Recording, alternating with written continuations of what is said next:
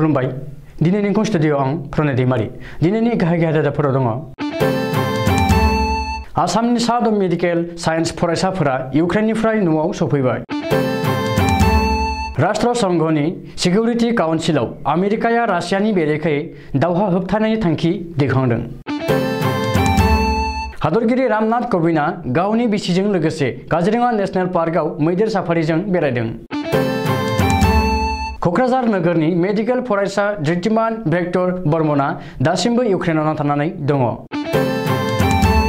उल्टापानि ओनसोलाव एसएसबीआ फेहोग्रा टेब्लेटजों लोगोसे सासे हमदों गवालपारा जिल्ला एबसु आरो धनुभांगा दखरा एबसुआ बेसेन नाङै मेगन फाहामथाय बादा खुंदों दानिया फैदो आबुं रादाबाव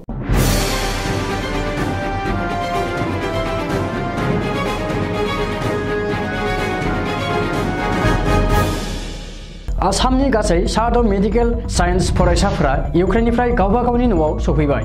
बिसोरनि मुङा फारियै कामरुप मेट्र' जिल्लानि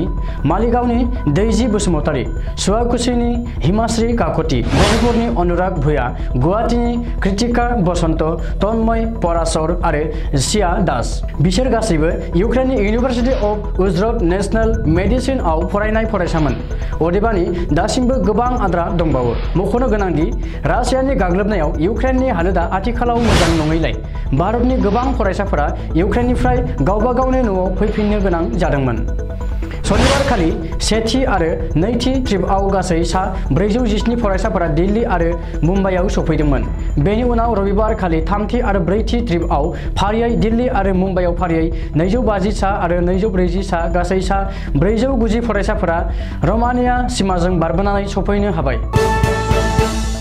आथिखालाव रासिया आरो इउक्रेननि गेजेराव गिलु-बालु दावहा नांफुबाय थानाय समाव आमेरिकाया राष्ट्रसंघनि सिकिउरिटि काउन्सिलाव रासियानि हेंथायै भट होनो थाखाय थांखि दैखांदों बे थांखिखौ फ्रान्स इंलेन्डआ मदद होदोंमोन नाथाय भारत आरो चाइनाया रासियानि बेरेखायै भट होआखै अदेबानि इउक्रेनआ भारतखौ इउक्रेननि जानानै भट होनो थाखाय गले गले खावलायदोंमोन बेनि थाखाय रासियाया भारतखौ साबायखर हरदों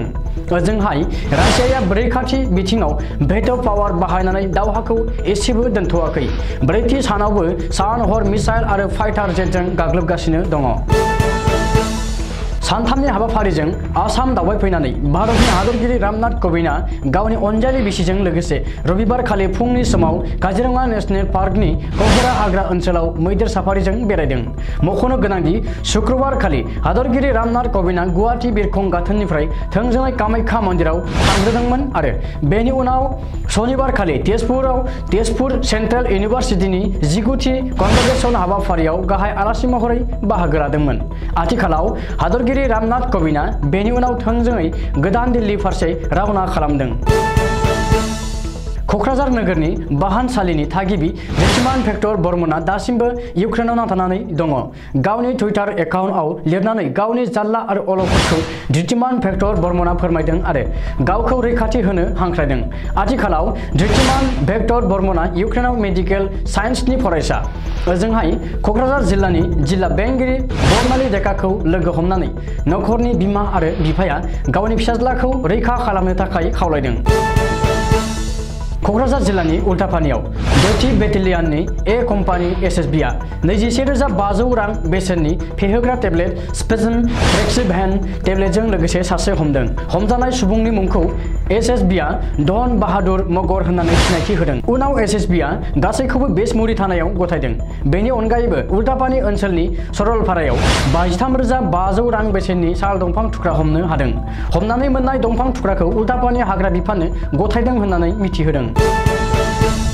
गवालपारा जिल्ला दुलाराय बर' फरायसा आफाद आरो धनुभांगा दखरा दुलाराय बर' फरायसा आफादनि जथायै बानजायनाय आरो बस्कर रिच आउट एनजिअनि दैदेननायाव शनिबारखालि धनुभांगा मादां तिल्लापारा गुदि फरायसालियाव बेसेन लायाजासे मेगन नायजानाय आरो फाहामथाय बादा खुंदों बे फाहामथाय बादानि गेजेरावनो गवालपारा जिल्ला दुलाराय बर' फरायसा आफादनि बिबानगिरिफोरा खौरांगिरिफोरजों मोगा-मोगि लानानै मिथिहोदों दि गोलाव सम कर'नानि बेरामनि लोरबां थासारिनि थाखाय बे फाहामथाय बादाखौ बोसोरफ्रोमबो खालामबाय थानो हानाय जायाखैमोन। नाथाय सनिबारखालि बे हाबाफारिखौ जागायफिनबाय आरो बे हाबाफारिखौ गवालपारा जिल्ला बेन्दोंआव थानाय मोनफ्रोमबो दखरा दुलाराय बर' फरायसा आफादनि बेन्दोंआव फैबाय थानाय समाव लालांबाय थागोन होननानै खौरांगिरिनि सिगाङाव फोरमायदों। दिनैनि रादाबा एसेनोसै, गोजोन्थों।